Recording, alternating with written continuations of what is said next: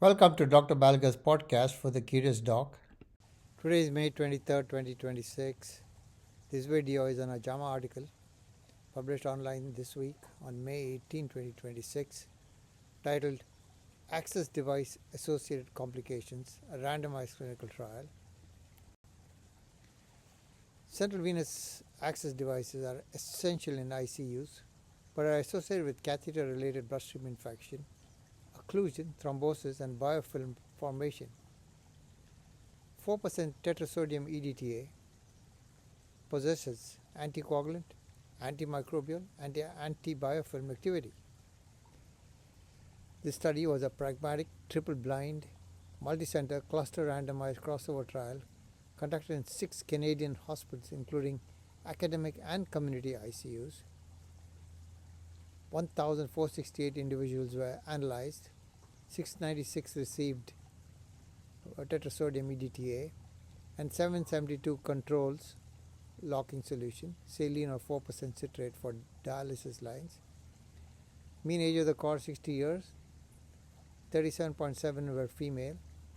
Enrollment was from March of 2022 to September 2024.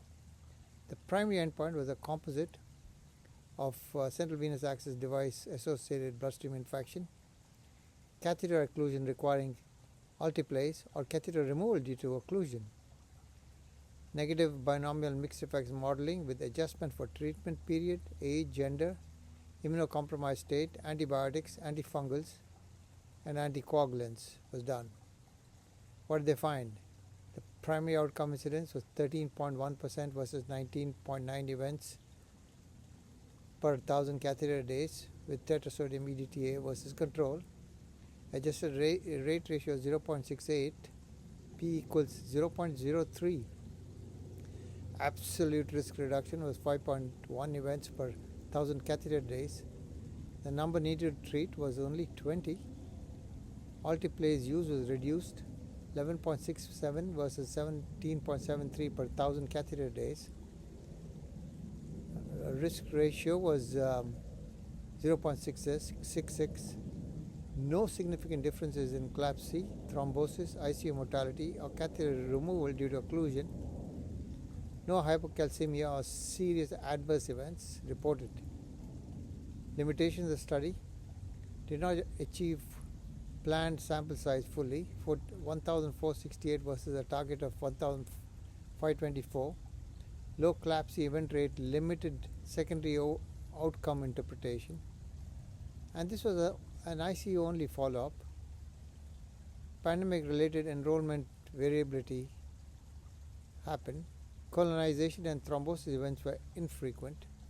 Key takeaways: 4% tetrasodium EDTA locking solution significantly reduced the composite central venous access device complications, driven primarily by reduced catheter occlusion requiring alteplase. Findings support a practical ICU strategy to improve catheter patency while potentially decreasing nursing workload and treatment interruptions. Clinical pearls: EDTA acts by chelating calcium, magnesium, and iron, destabilizing biofilms and reducing thrombus formation.